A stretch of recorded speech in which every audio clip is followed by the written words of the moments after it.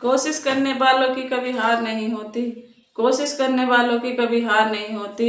लहरों से डर के नैया कभी पार नहीं होती, नैया कभी पार नहीं होती। तो हाय एवरीवन, आज हम इस पॉजिटिव थॉट के साथ अपनी वीडियो का शुभारंभ करने वाले हैं, जो आप लोगों के लिए बहुत ही ज़्यादा हेल्पफुल होने वाली है। तो प्लीज़ वीडियो को बिल्कुल भी स्किप न करना, और वीडियो पसंद आए तो लाइक शेयर सब्सक्राइब जरूर करना। तो हम लोग सोचते हैं ना कि कुछ इन्हीं ही 24 घंटों में पढ़ाई करके सभी के पास बराबर टाइम होता है, हमारे पास भी और आपके पास भी। और जो इतने बड़े बड़े एग्जाम क्लियर कर लेते हैं उनके पास भी, सभी के पास 24 घंटे होते हैं।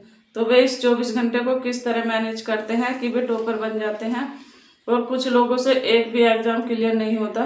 तो आज हम इस वीडियो में यही सब देखने वाले हैं।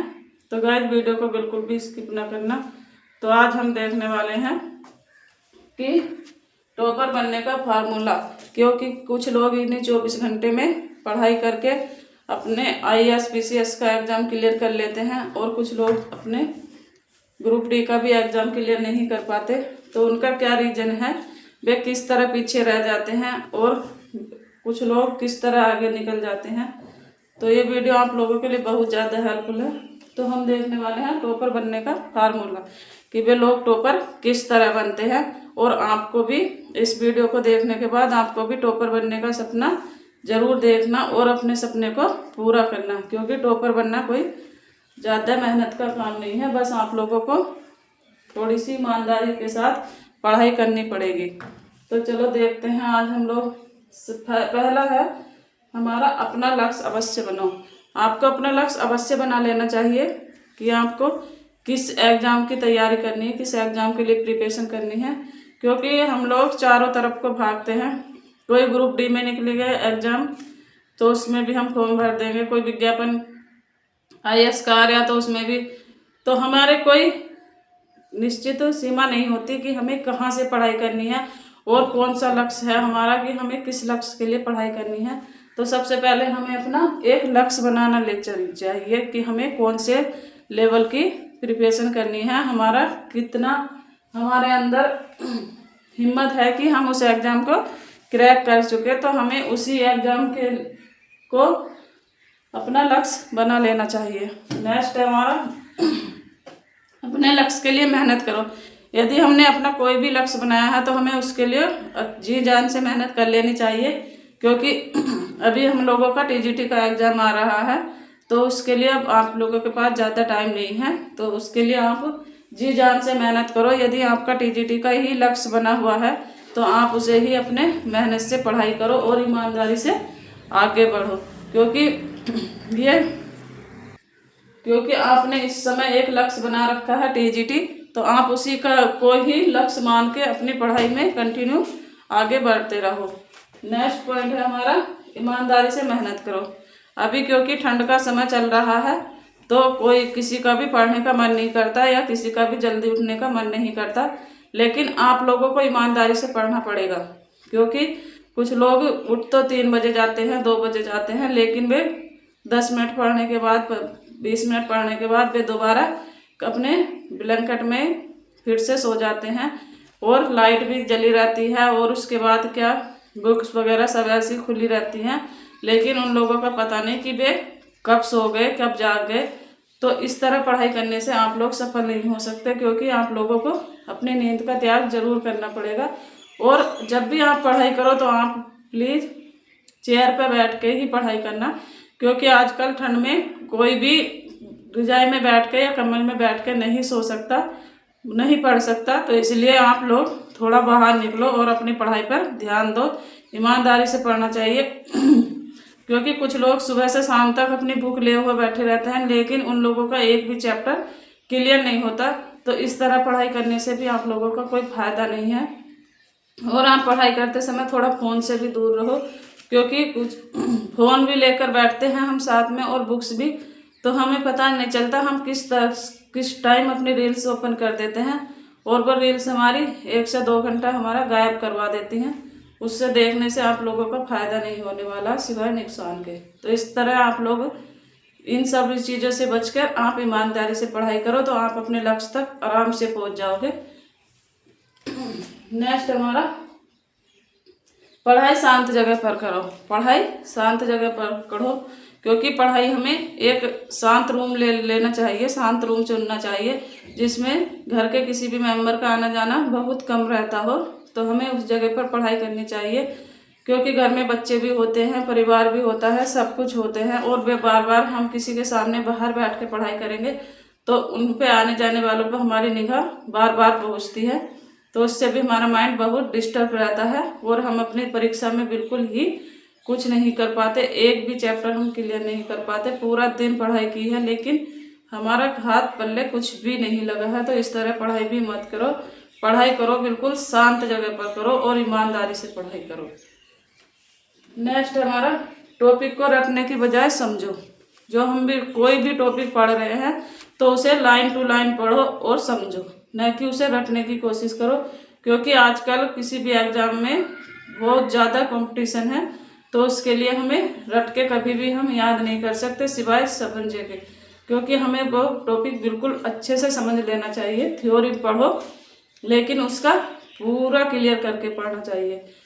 एक एक लाइन रटेंगे तो हमारे पास इतनी मोटी मोटी बुक्स होती हैं, उन बुक्स को हम कभी भी नहीं पढ़ सकते, कभी नहीं रट सकते।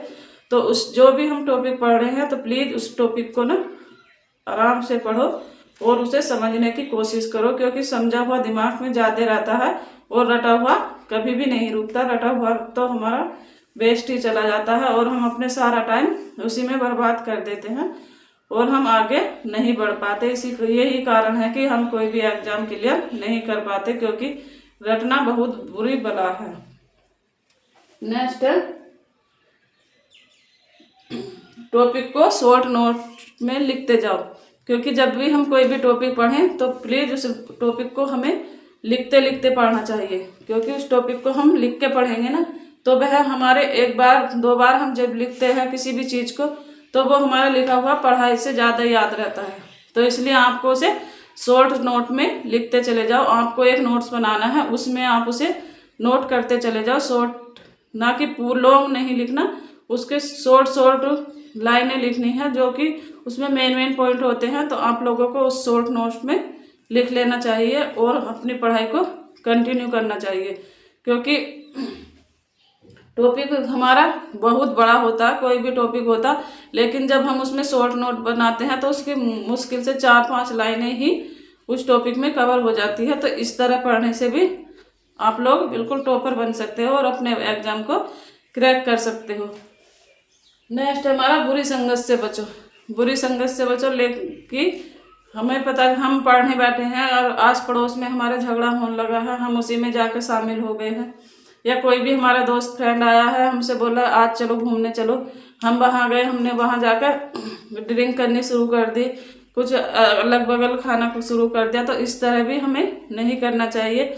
और कुछ दोस्त आए हमारे, हम उन्हीं के साथ ताश खेलने बैठ गए, कुछ अलग अलग तरह की हम बहुत एक्टिविटी करते हैं। तो हमें उस बुरी संगत से भी बचना है, क्योंकि कोई भी दोस्त नहीं चाहता कि ये आगे बढ़े। वह हमेशा किसी की पढ़ाई से बहुत परेशान होता है। हम पढ़ रहे हैं और हमारा दोस्त कुछ नहीं कर रहा है तो वह बहुत ही परेशान होता रहता है कि कहीं ये पढ़ लिख कर आगे न बढ़ जाए। तो आप लोगों को उन लोगों से भी थोड़ा दूर रहना चाहिए और अपनी पढ़ाई को कंटिन्यू करते रहना चाहिए।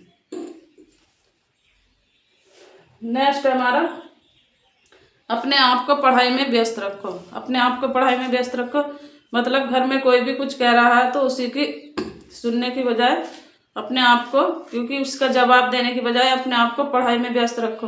कोई भी जैसे घर में हाउसवाइफ होती हैं तो उनकी सास बोलती हैं पढ़ने तो बैठ गई है, घर का कोई काम नहीं करा, घर का ये नहीं करा वो नहीं करा, तो हमें उनसे लड़ना नहीं है। हमें क्या है, उन्हीं की बात को उधर ही छोड़ देना है और हमें अपनी पढ़ाई को आगे ही बढ़ाते रहना है। और कुछ गांव में भी लोग कुछ इधर उधर की बात बोलते हैं तो उनकी भी नहीं सुनना और हमें क्या करना, अपनी पढ़ाई पर बस पढ़ाई में व्यस्त रखो। किसी का जवाब देने से कोई फायदा नहीं है, जवाब देने से हमारा माइंड डिस्टर्ब होता है और हम इधर उधर की बात ही सोच सोच कर अपना पूरा दिन खराब कर लेते हैं। तो आप उस तरह भी मत जाओ। घर में तो परिवार में सब लोग इधर उधर की बात करते हैं तो उन पर भी ज़्यादा ध्यान मत दो, क्योंकि उन्हें जवाब देने से अच्छा है कि 1-2 घंटे हम उनके साथ जवाब देंगे लड़ाई करेंगे, झगड़े करेंगे, तो उससे अच्छा है कि हम 2 घंटे अपनी प्रिपरेशन करेंगे तो हमारा एक ना एक टॉपिक तो क्लियर हो ही जाएगा, या 1-2 चैप्टर हम आराम से क्लियर कर सकते हैं उन 2 घंटों में। और हम अगर जब किसी से लड़ाई करने बैठ गए तो हमारा पूरा दिन भी गायब हो सकता है, क्योंकि लड़ाई की भी कोई लिमिट नहीं होती। इसलिए हमें क्या करना है, बस अपने आप को, खुद को अपने पढ़ाई में ही व्यस्त करना है, तो हमारे दिमाग में इधर उधर का कोई भी नेगेटिविटी नहीं आएगी और गलत सोच हमारे दिमाग से दूर रहेगी। बस हमारा क्या होगा, पूरा माइंड हमारा अपने लक्ष्य पर ही फोकस रहेगा। नेक्स्ट हमारा सुनो सबकी और करो अपने मन की। कुछ लोग गांव में भी इधर उधर की बात करते हैं कि पढ़ते रहते हैं, पढ़ लिख कर क्या बनेंगे, पढ़ लिख कर हम देख लेंगे जिस दिन ये कुछ कलेक्टर बनेंगे, कुछ बनेंगे। तो इस तरह भी किसी की बात सोचकर कभी भी हमें नीचे नहीं बैठना चाहिए, हमें अपने लक्ष्य तक पहुंच ही जाना चाहिए। क्योंकि बहुत से लोग होते हैं जो हमें गिराने वाले होते हैं, उठाने वाला सिर्फ 1-2 लोग ही मिलता है। लाइन में हम गिर जाते हैं तो सब अपने अपने लाइन को क्रॉस करके आगे चले जाते हैं, लेकिन उसमें से कोई एक आदि होगा जो हमें उठने का सहारा देगा, ना तो सभी अपने आगे भागने की कोशिश करते हैं। तो आप लोगों को उनकी किसी की भी बात न सुनकर आपको अपने लक्ष्य तक ही पहुंचना है, तो पहुंचना ही है। क्योंकि सुनो सबकी करो अपने मन की, तो इसमें कोई गलत बात नहीं है कि हमें सबकी सुन लेना चाहिए। घर में भी हमें कोई कुछ बोल रहा है तो हमें उसे जवाब नहीं देना चाहिए, बस उनके सुन के हमें वहीं छोड़ देना चाहिए। और हमारा पता है कि हमारा लक्ष्य है इस समय कोई भी एग्ज़ाम क्लियर करना, जैसे TGT का ये एग्ज़ाम है तो हमें बुक क्लियर करना है, तो वो करना ही है। बस ये सोच के आप लोग अपनी प्रिपरेशन करते रहना और कभी भी किसी को जवाब देने की कोशिश मत करना। जिस दिन आप जवाब देने लायक हो जाओगे, जवाब खुद ही अपने मुंह से निकलने। नेक्स्ट हमारा समय का सही से प्रयोग करो। तो गाइस ये तो सब लोगों के लिए ही होता है, क्योंकि तो गाइस ये तो समय का सही प्रयोग करना, ये तो सभी लोगों के लिए मान्य है। क्योंकि हम सही समय का ही सही से उपयोग करेंगे तभी हम आगे बढ़ेंगे, ना तो हम पूरे दिन अपना वेस्ट ही कर देंगे, तो उससे हमारा वेस्ट करने से कोई फायदा नहीं है। क्योंकि सभी के पास ये 24 घंटे होते हैं और इन्हीं 24 घंटे में पढ़ लिख कर कोई IAS PCS बन जाता है और किसी से अपना एक मतलब ग्रुप D का भी एग्जाम या चपरासी का भी एग्जाम क्लियर नहीं होता। तो बस यही कारण है कि वे लोग जो टॉपर बन जाते हैं वे समय का सही से उपयोग करते हैं, और जिनसे एक भी एग्जाम क्लियर नहीं होता वे लोग अपना समय का सही से उपयोग नहीं करते हैं। तो ये समय हमारा एक बार चला गया तो दोबारा फिर कभी भी आने वाला नहीं है। तो आप लोगों को इन सब बातों को ध्यान में रखते हुए आप भी अपने एग्जाम को क्लियर कर सकते हो और आप भी टॉपर बन सकते हो। तो गाइज ये वीडियो आप लोगों के लिए बहुत ज़्यादा हेल्पफुल थी। प्लीज़ वीडियो पसंद आई हो तो लाइक शेयर सब्सक्राइब करना बिल्कुल ना भूलना। तो मैं मिलती हूँ नेक्स्ट वीडियो में, तब तक के लिए bye bye, thank you, take care, bye.